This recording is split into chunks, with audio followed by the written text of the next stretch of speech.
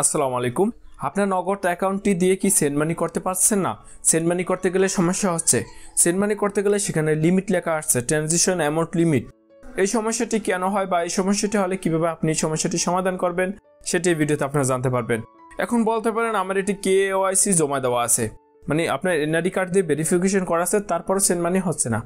তো কেওয়াইসি যদি পুনরায় আপনি জমা দিতে যান, তাহলে যদি আপনার সেখানে পেন্ডিং কেওয়াইসি লেখা আসে, তো পেন্ডিং লেখাটি কেন আসে বা এই সমস্যাটি কেন হয় সেটি ভিডিওতে জানতে পারবেন, কিভাবে সমাধান করবেন। তো এখানে বেশি কথা বলবো না, চলুন ভিডিওটি শুরু করি। চলে আসছে মোবাইল স্ক্রিন থেকে আমি আপনাদেরকে একটি টাকা লেনদেন করে আপনাদের দেখাই দিচ্ছি প্রথমে যে কী সমস্যাটা হইতেছে। তো আমি এখানে টাকার সংখ্যাটি বসাই দিচ্ছি এবং পরবর্তীর উপর ক্লিক করে দিচ্ছি। পরবর্তীর উপর যখন আমি ক্লিক করছি তখন কিন্তু ট্রানজ্যাকশন অ্যামাউন্ট লিমিট লেখাটি চলে আসছে।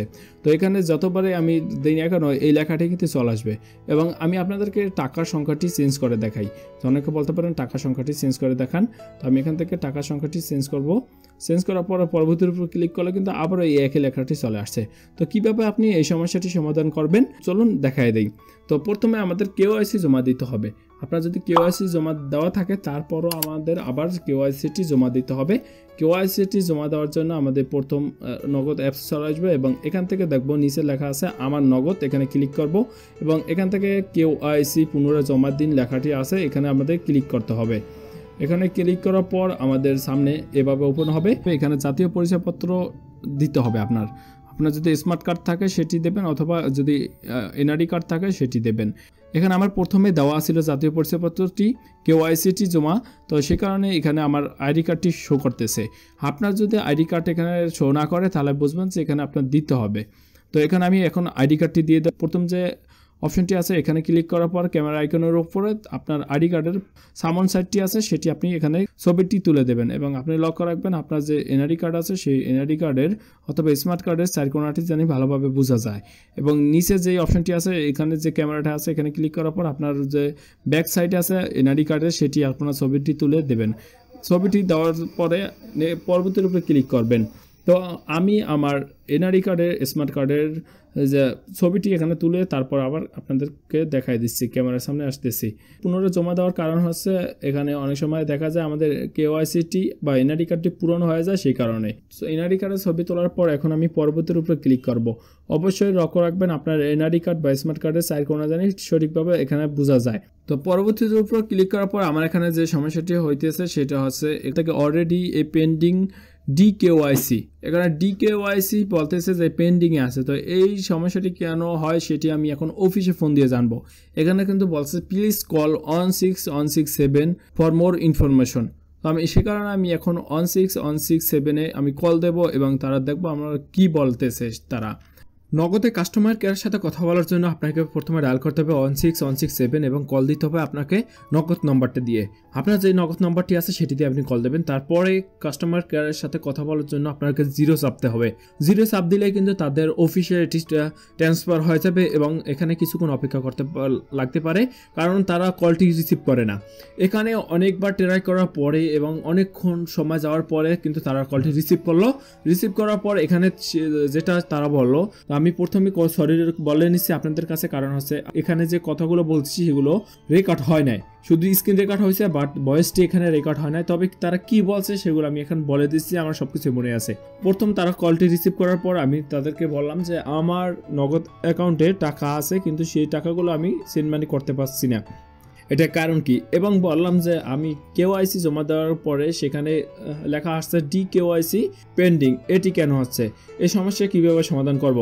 তারা আমাকে যে জবাবটি দিল সেটি হচ্ছে, তারা যে জবাবটি দিল সেখানে আমার কাছ থেকে কিছুটু তারা সময় নিল সে, তো আমি সেখানে তাদেরকে বললাম ঠিক আছে আপনারা দেখেন, এখানে চেক করে বললো আপনার এটা কি কোনো সরকারি অনুদান আসে কিনা, সরকারি কোনো টাকা আসে কিনা, যেমন পঙ্গু ভাতা আছে, বয়স্ক ভাতা আছে, তা যে কোনো ভাতা আসে কিনা। যদি ভাতা আসে তাহলে সেই টাকাটি আপনি সেন্ড মানি করতে পারবেন না। তো আমি বললাম হ্যাঁ আমার এটাতে আসে। তারা বলতেছে যে সেই কারণে আপনার এটি সেন্ড মানি করা যাচ্ছে না। তো আমি বললাম যে এটি কি ক্যাশ আউট করা যাবে কিনা, এটি কিভাবে টাকাটি বের করব। তারা বলছে যে হ্যাঁ এটি ক্যাশ আউট করা যাবে, তবে সেন্ড মানি করা যাবে না, আপনি কিন্তু মোবাইল রিচার্জও করতে পারবেন। তো আমি তাদেরকে বললাম আমি তো আগে এরকম টাকা আসলে এটি সেন্ড মানি করতে পারছি।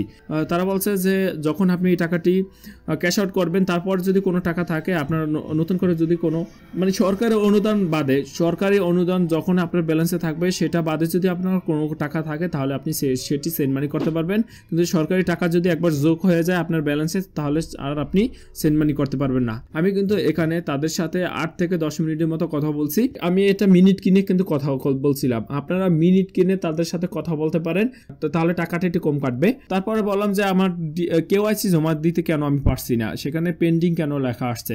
তারা জবাব বললো যে আপনার এটা অলরেডি কেওয়াইসি জমা দেওয়া হয়ে গেছে, তো এখানে আবার আপনারা ট্রাই করছেন, এটা সরকারি অনুদান, সেই কারণে এখানে ট্রাই করার ফলে আপনার এটি পেন্ডিং এ আছে। তো আমি বললাম পেন্ডিং থেকে কবে এটি সমাধান হবে। তারা বলছে যে আপনার টাকা কবে আসছে, টাকা যখন আসছে তার থেকে 1 মাস পরে আপনার এই সমস্যাটি সমাধান হবে। তো আমি যখন কল দিলাম তখন আমার যে টাকাটি সরকারি অনুদানটি আসছিল সেটি কিন্তু 1 মাসের বেশি হয়ে গেছিল।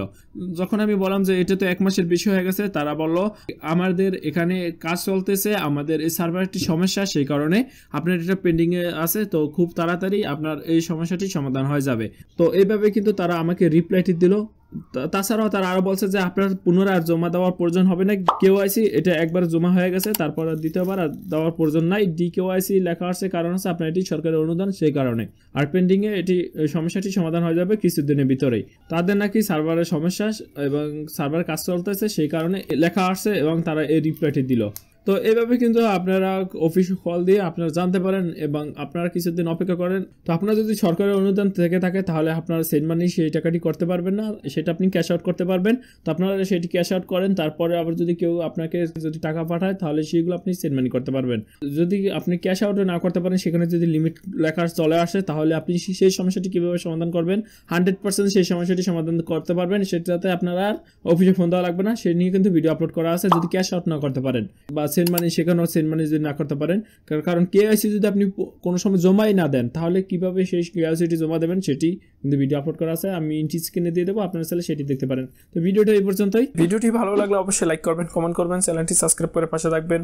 আর যদি অলরেডি চ্যানেলটি সাবস্ক্রাইব করে থাকেন, থ্যাংক ইউ সো মাচ। দেখা হবে পরবর্তী কোনো ভিডিওতে। আপনার সমস্যাটি সমাধান হয়েছে কিনা অবশ্যই কমেন্টে জানাবেন এবং কোনো বিষয়ে সমস্যা পড়ে থাকলে অবশ্যই কমেন্ট করবেন।